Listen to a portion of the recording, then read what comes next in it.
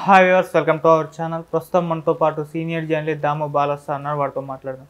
నమస్కారం సార్. నమస్తే. సార్, షర్మిల గారు మళ్ళీ ఏపీ పాలిటిక్స్లోకి రావడం, ఒక యాక్టివ్గా మారడం చూస్తున్నాం. సో దీంతో ఇలా పొలిటికల్గా యాక్టివ్ అవడంతో అసలు షర్మిల గారు ఎవరు, ఆమె గురించి తెలుసుకోవాలన్న ఒక ఇంట్రెస్ట్ అయితే అందరిలో పుట్టింది సార్. అసలు షర్మిల గారు ఎవరు, ఆమె బయోగ్రఫీ ఏంటి, ఆమె మొదటి హస్బెండ్ ఎవరు, ఆయన ఎందుకు చనిపోయాడు, మళ్ళీ రెండో హస్బెండ్ ఎలా వచ్చారు? ఇది నిజంగానే మీరు చెప్పినట్టుగా షర్మిలకు సంబంధించిన ప్రతి అంశం ఇప్పుడు వైరల్ అవుతోంది. ఎందుకంటే గతంలో జగన్ జైల్లో ఉన్నప్పుడు, ఆమె పాదయాత్ర చేస్తున్నప్పుడు తెలుగుదేశం సోషల్ మీడియా కానీ వాళ్ళందరూ కూడా ఈ విషయాల్ని బయటికి తీసుకొచ్చారు. అప్పుడు షర్మిలకి ఇద్దరు కాదు ముగ్గురు అనే వార్తలు కూడా నేను చూసాను వాళ్ళ సైట్లో.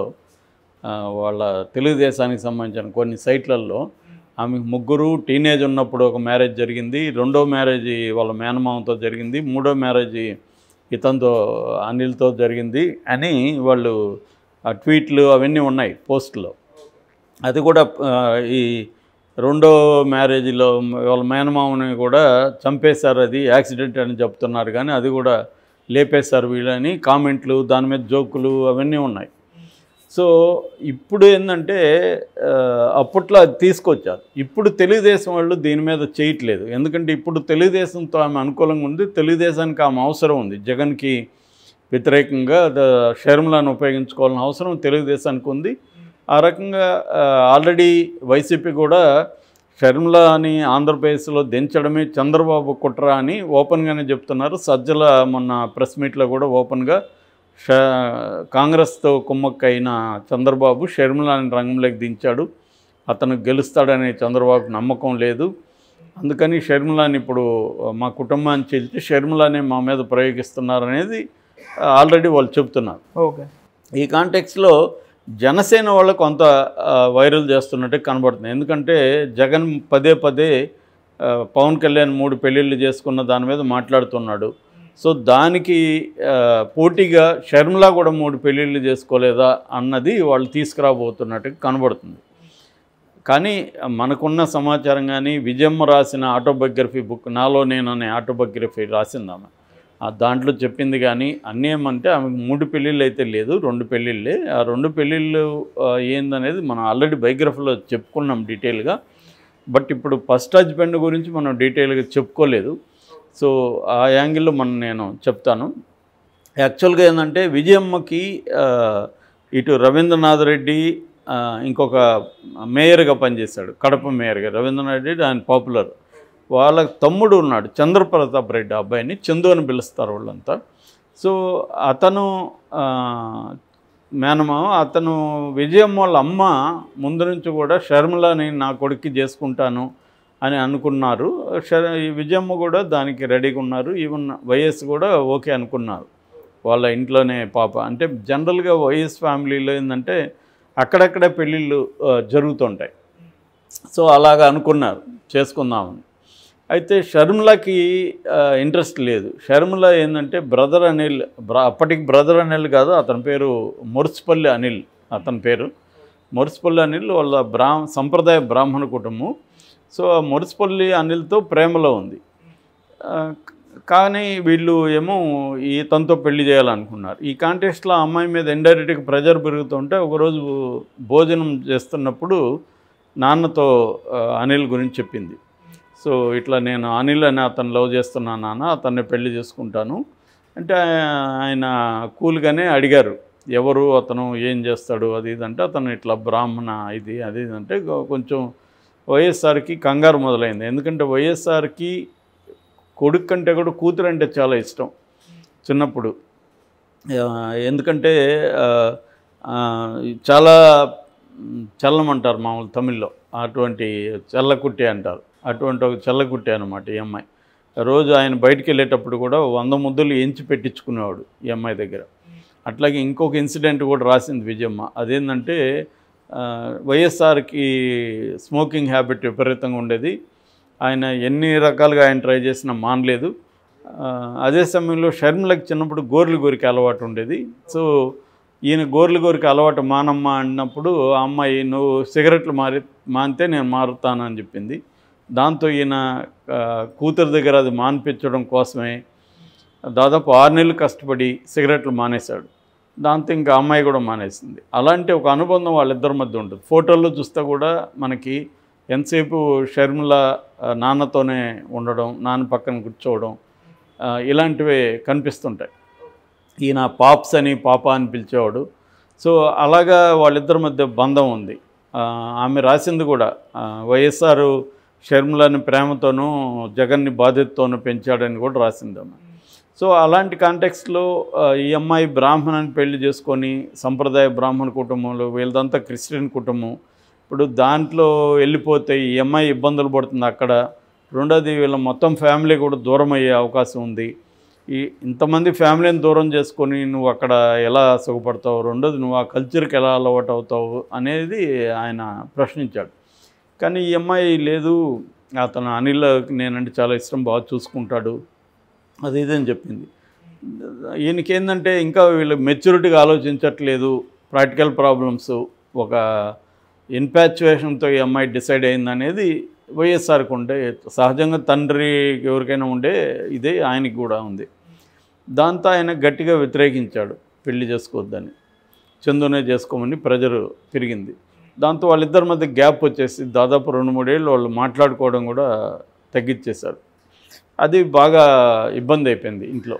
దాంతో అమ్మాయి ఆలోచించింది, ఇట్లా నాన్నని వీళ్ళందరినీ బాధ పెట్టి నేను పెళ్లి చేసుకొని ఆనందంగా ఉంటాను కాబట్టి వీళ్ళ కోసం మనమే సరెండర్ అవుదామని ఇంకా ప్రెజర్ని తట్టుకోలేక అమ్మాయి ఏం చెప్పిందంటే పెళ్లి చేసుకుంటాను అని చెప్పింది.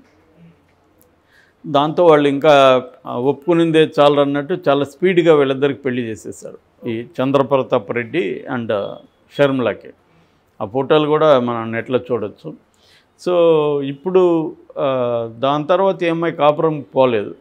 ఎందుకంటే ఈ అమ్మాయి పాయింట్ ఆఫ్ వ్యూలో జగన్ ఎంతో ఈ చందు కూడా అంతే. ఎందుకంటే చిన్నప్పటి నుంచి పెరగడం వల్ల ఒక దగ్గర అమ్మాయికి తమ్ముడు లేకపోతే అన్న ఫీలింగ్ తప్ప ఇటువంటి ఫీలింగ్ లేవు, ఒక భర్త పట్ట ఉండాల్సిన ఇవి లేవు. విజయమ్మ వీళ్ళంతా ఏంటంటే కొద్ది రోజులు పోయినాక నీకు వస్తాయిలే ఫీలింగ్స్, పెళ్ళి అవ్వగానే ఎవరికి రాకపోవచ్చు స్త్రీలకి, మేమంతా అట్లా కాపురాలు చేసాం కదా అన్నట్టుగా వాళ్ళు ఏదో మాట్లాడడం, చందుకు కూడా చెప్పడం కొద్ది రోజులు ఓపిక పడితే నువ్వు అమ్మాయి మారుతుందిలే అని.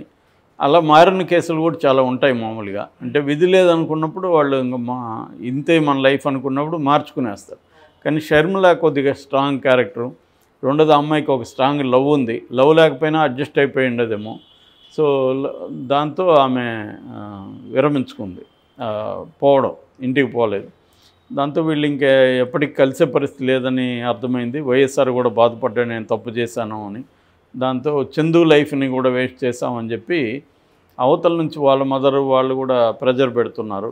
దాంతో వీళ్ళిద్దరికి విడాకులు ఇప్పించేశాడు. విడాకులు ఇచ్చినా కూడా ఈ అమ్మాయి బాధగానే ఉంది. వైఎస్ఆర్ కూడా ఆయన ఒక గిల్టీలో ఆయన ఉన్నారు. ఇలా కొంతకాలం గడిచిన తర్వాత ఈ అమ్మాయి నేను ఇట్లా మా ఫ్రెండ్స్ ఉన్నారు అమెరికాలో కొద్ది రోజులు ఉంటాను అని చెప్తే ఈయన కూడా కొంత పంపిస్తేనే మంచిదేమో, కొద్దిగా చేంజ్ అవుతుంది కదా అని చెప్పి పంపించారు. పంపించినాక అప్పట్లో ఎలక్షన్లు ఏవో వచ్చాయి, ఈయన ఢిల్లీలో టికెట్ల గొడవలో ఉన్నాడు అధిష్టానంతో.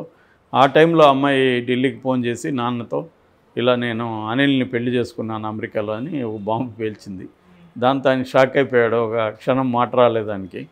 దాని తర్వాత తేరుకొని కొంత ఆనందం కూడా వేసింది, ఈ అమ్మాయి కనీసం మళ్ళీ లైఫ్లో పడింది అన్న ఒక ఆనందం కూడా వేసి, సరే అమ్మ వాళ్ళకి నువ్వు చెప్పొద్దు, నేను చెప్పి కన్విన్స్ చేస్తాను, నువ్వు అనిల్ కలిసి రండి, ఇక్కడ మళ్ళీ మ్యారేజ్ చేద్దాము, అట్లాగే అందరితో కూడా మనం అనిల్ని యాక్సెప్ట్ చేసే విధంగా నేను చేస్తానని చెప్పి అతను ఏం చేశాడంటే ఒక ఫ్యామిలీ టూర్ ప్లాన్ చేసి అనిల్ని కూడా తీసుకెళ్ళి అందరితో చేశాడు. రెండోది అనిల్కి కొద్దిగా అతన్ని బ్రెయిన్ వాష్ చేసి అతన్ని క్రిస్టియన్గా కన్వర్ట్ చేయమని చెప్పాడు, బెదిరించాడని కూడా అంటారు తెలుగుదేశం వాళ్ళు. మరి బెదిరించారో లేదో తెలియదు మనకి. ఏదేమైనా అనిల్ క్రిస్టియానిటీలోకి కన్వర్ట్ అయిపోయాడు, బ్రదర్ అనిల్ కుమార్ అయిపోయాడు. ఆయనే ఓన్గా అనిల్ ఎవాంజలిస్ట్ గాస్పెల్ ఒకటి ప్రారంభించాడు. దాంతోపాటు brotherAnilkumar.com అని ఒక సైట్ కూడా ఉంటుందన్నమాట. అట్లా ఎవాంజలిజంలో గాస్పెల్ని ప్రచారకుడిగా మారిపోయాడు మనిషి. ఆయన మీద అనేక విమర్శలు ఉన్నాయి. అయితే ఆయన చాలా వ్యాపారాలు కూడా ఈయన పెట్టించాడని చెప్తారు ఎవరు మన వైఎస్ఆర్. అందువల్లే ఈవెన్ కేఏ పాల్కి వీళ్ళకి కూడా గొడవలు వచ్చిందని చెప్తారు. కార్మిక్ హెల్త్ కేర్ కానీ పవన ప్రైవేట్ లిమిటెడ్ అని ఇది విండ్ది, బయ్యారం మైన్స్ ఒకటి, తర్వాత పినాకల్ గ్రీన్ పవర్ ఒకటి, వైఎస్ హైడ్రో ఎనర్జీ, అంజలి ఇన్ఫ్రాస్ట్రక్చర్, విజయ గ్రీను, ఆర్ఆర్ అగ్రి డైరీ, ఇలాంటి కంపెనీలకంతా కూడా డైరెక్టర్గా ఈయన పేరు ఉంది.